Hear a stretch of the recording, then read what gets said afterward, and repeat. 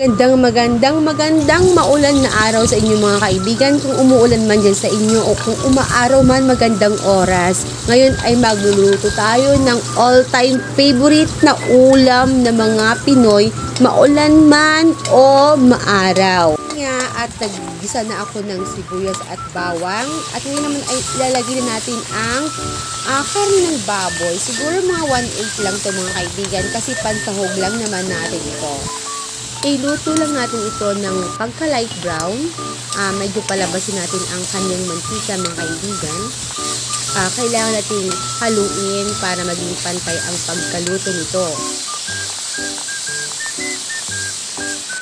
At maglalagay nga tayo ng 4 na pirasong kamatis lang kasi nagtitipid tayo at sobrang mahal ng kamatis ngayon mga kaibigan.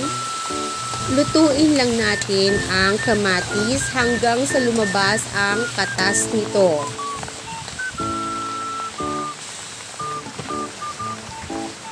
Okay na ito mga kaibigan. Luto na siya at pwede natin ilagay ang... Ayan na, ilagay na natin ang ating pinalambot na monggo kanina. Binoil ko na ito kanina gamit ang pressure cooker. Mga 20 to 25 minutes lang mga kaibigan. Pag pressure cooker ang gamit nyo ay malambot na at luto na talaga ang monggo. Takpan lang natin mga kaibigan at hayaan natin kumulo pa ng mga ilang minuto para sa ganun ay lumasa naman ang mga sahog natin sa monggo. Saka natin haluin. Maglalagay tayo ng mga pampalasa kagaya ng seasoning at saka asin. At para naman maging pantay-pantay ang lasa ng ating niluluto ay kailangan natin siyang haluin.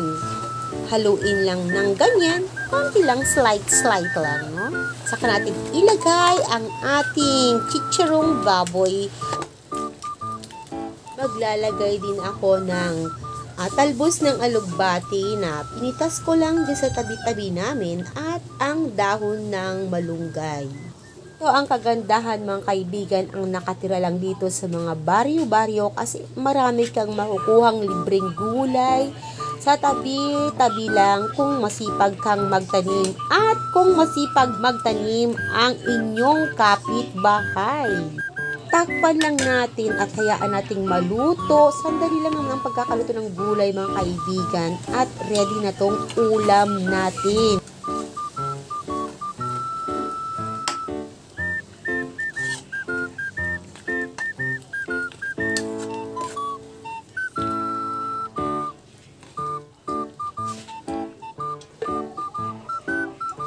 Ito na nga mga kaibigan, ang ulam natin ngayon.